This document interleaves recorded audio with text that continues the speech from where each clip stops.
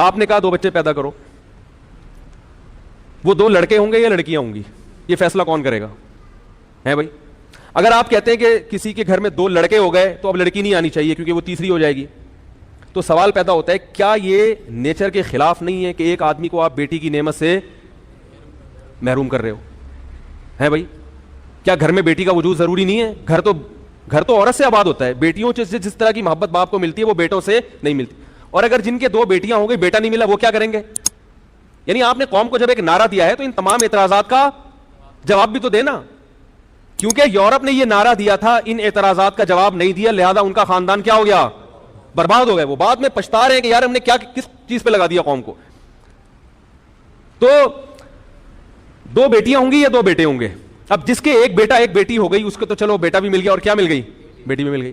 اگرچہ وہ اولاد پہ ظلم یہ ہوا کہ وہ بھائی اور بہنوں کی نعمت سے محروم, کیونکہ بھائیوں سے الگ محبت ملتی ہے, لڑکی کو بہن بھی تو چاہیے. ارے آپ کی بیٹی کو بہن کی نعمت چاہیے کہ وہ بہنوں سے جو باتیں آپس میں شیئر کرتی ہیں وہ ماں اور باپ سے بھی نہیں کر سکتی. بھائی کو بھائی چاہیے, بہن کو بہن چاہیے, اسی طرح بھائی کو بہن بھی چاہیے اور بہن کو. یہ فیملی تو اس طرح سے بنتی ہے, نیچر کے خلاف قوم کو کیوں لے کے جا رہے ہیں آپ؟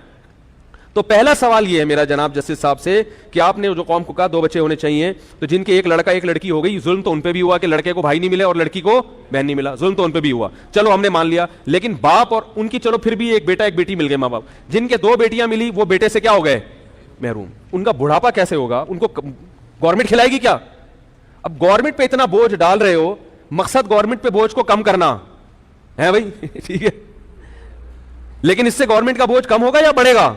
بڑھے گا. بڑھاپے میں پینشنیں اتنی دینی پڑیں گی بڈھوں کو کیونکہ ان کے پاس جوان کمانے والا گھر میں کوئی بھی, تو ہر ایک کی پینشن جاری کرنی پڑے گی آپ کو.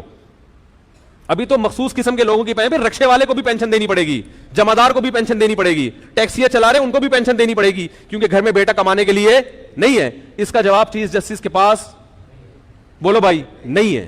اگر ہے تو مجھے بتائیں وہ.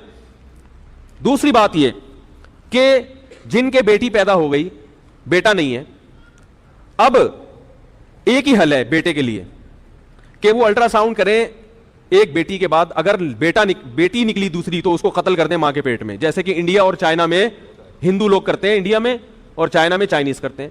چائنا میں 2 بچوں کا قانون ہے, لیکن وہاں گروتھ ریشو لڑکوں کا زیادہ اس لیے ہے کہ لڑکی کو پیدا ہونے پر پابندی ہے, اور جو لڑکی کی جنس کا پتہ چلتا ہے نا کہ لڑکا ہے یا لڑکی, یہ اس وقت پتہ چلتا ہے جب ماں کے پیٹ میں بچے میں جان پڑ چکی ہو. یہ کتنا بڑا ظلم ہے کہ آپ گروتھ ریشو پہ کنٹرول کرنے کے لیے وہ ماں جو بچے کی محافظ سمجھی جاتی رہی ہے ہمیشہ, وہی ماں اپنے بچے کی کیا بن جائے؟ قاتل. اسی ظلم کو قرآن نے بیان کیا, وَإِذَا الْمَوْءُودَةُ سُئِلَتْ بِأَيِّ ذَنبٍ قُتِلَتْ, جس دن اس بچی سے پوچھا جائے گا بتا تجھے کس جرم میں قتل کیا گیا, کیونکہ اس بچی کا کوئی والی وارث نہیں, وہ تو پیدا ہی نہیں ہوئی نا جو کیس کرے عدالت میں.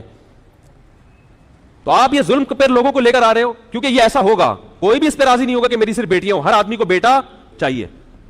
ممکن ہے اس پہ تو کچھ لوگ راضی ہو جائیں کہ ہمیں 2 بیٹے مل گئے بیٹی نہیں چاہیے, لیکن اس پہ لوگ راضی نہیں ہوں گے کہ ہمیں بیٹا نہ ملے. نتیجہ کیا نکلے گا؟ یا تو قتل کریں گے ماں کے پیٹ میں بچوں کو, لڑکیوں کو.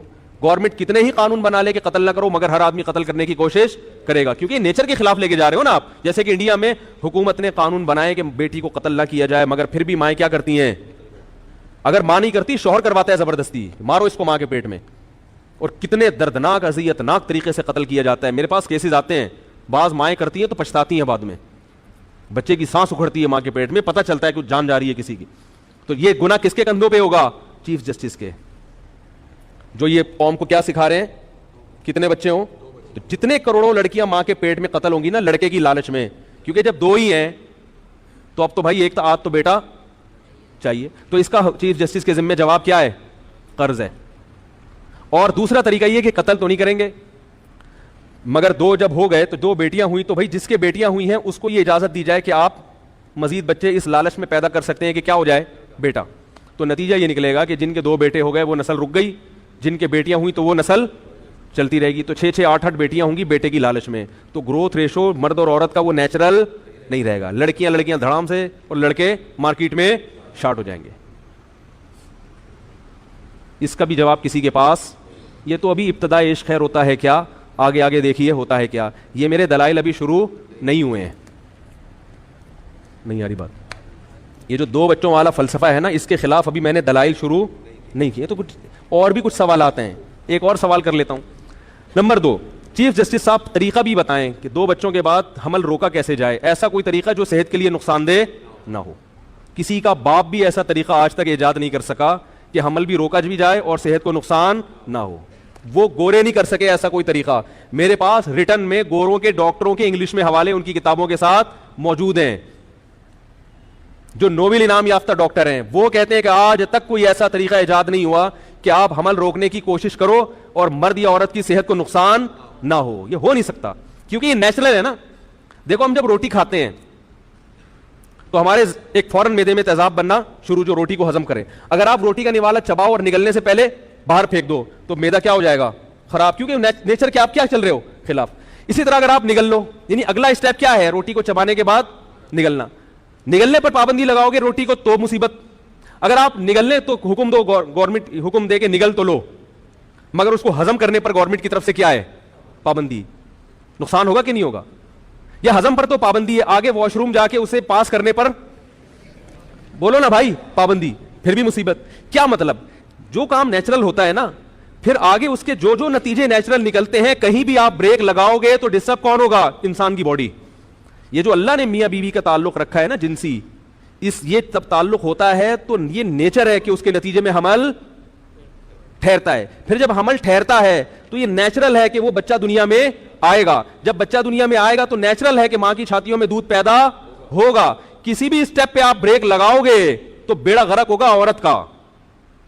لیکن ہمارے ہاں فیملی پلاننگ والے عورت کی صحت کے نام پہ اس کو بیوقوف بنا رہے ہیں. عجیب بات ہے. کہہ رہے ہیں اس سے صحت خراب ہوگی. تو یہ صحت اگر خراب ہوتی تو یہ پروسیس نیچرل نہ ہوتا، یہ نیچر کے خلاف ہوتا.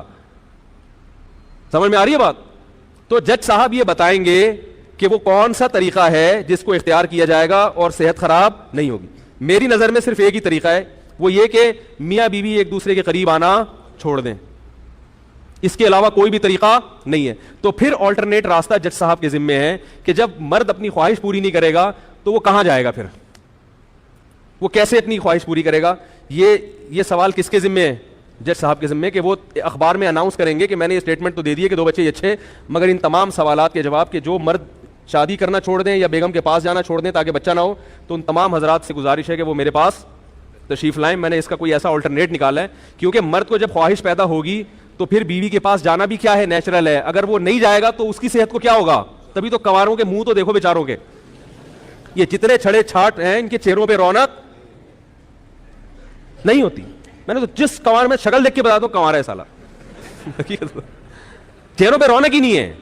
جیسے ہی شادی ہوتی ہے دولہا کے چہرے پہ رونق آتی ہے کہ نہیں آتی؟ پہلے دن تو وہ بیوٹی پارلر کی رونق ہوتی ہے، لیکن 5-6 دن کے بعد بھی پتا چل رہا ہوتا ہے کہ اس کمبخت کی معذرت کے ساتھ یعنی اتنے عرصے کے بعد ہوئی ہے تو کمبخت ہی کہیں گے نا. کس کی شادی؟ دلہن کے چہرے پہ بھی نور ہوتا ہے، ایک الگ سے ہوتا ہے، رونق ہوتی ہے. دولہا کے چہرے پہ بھی پکڑا جاتا ہے وہ یہ نہ کہ بھائی شادی ہوئی ہے. تو نیچرل ہے نا. جب تک نیچر کے خلاف چل رہے تھے تو صحت خراب، اب نیچر پہ آگے تو صحت اچھی ہونا شروع ہو جاتی ہے.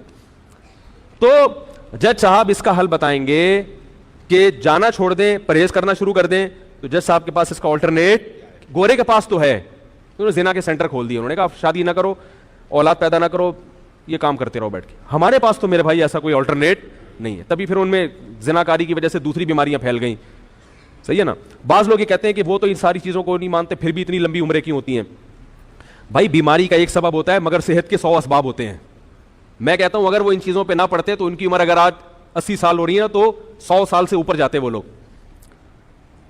کیونکہ وہ لوگ سگریٹ بھی پیتے ہیں، وہ لوگ ڈرگس بھی لیتے ہیں، پھر بھی وہ 80 سال تک زندہ رہتے ہیں. تو اس کا یہ مطلب تو نہیں ہے کہ ڈرگس لینا صحت کے لیے فائدہ مند ہے، شراب پینا صحت کے لیے فائدہ، ایسا تو نہیں. وہ تو خود مانتے ہیں کہ شراب پینا صحت کے لیے نقصان دہ. انگریز اگر شراب پی کے بھی 80 سال زندہ رہ رہا ہے، اس کا مطلب اگر وہ شراب نہ پیتا تو 120 سال زندہ رہتا. شراب بہرحال نقصان دہ ہے. تو ان کی عورتیں پھر بھی اتنا جو عمریں لمبی ہو جاتی ہیں ان سب کاموں کے باوجود. تو اس کا مطلب یہ نہیں ہے کہ یہ چیزیں صحت کے لیے نقصان دہ نہیں ہے. اس کا مطلب یہ ہے کہ اگر وہ یہ چیزیں نہ کرتے تو ان کی صحتیں اور زیادہ اچھی ہوتی. اور ہمارے پاس بیماریوں کے ویسے ہی درجنوں اسباب موجود ہیں. گندا پانی، گندی ہوا، ٹریفک کے دھوئیں، ڈیزل، اور ہوٹلوں کے میں پتہ نہیں کن کن چیزوں کا گوشت کھا رہے ہیں. قیمہ تو کبھی بھی ہوٹل کا میں کھاتا ہی نہیں ہوں. کیا پتہ کیا کوٹ کے لے آئے وہ بھائی. گوشت میں تو پھر بھی نظر آ رہا ہوتا ہے نا آدمی کچھ ہے. پتہ نہیں کیا چھیچڑے کیا، بہت ہی جب تک سامنے نہ بنے تو ہم قیمت میں تو گوشت بھی نہیں کھاتا، جو گوشت کا شوربہ ہوتا ہے نا، سالن، بالکل سامنے کٹوا دو بکرا اپنے سامنے یا گائے کا، پھر تو سمجھ میں آتا ہے.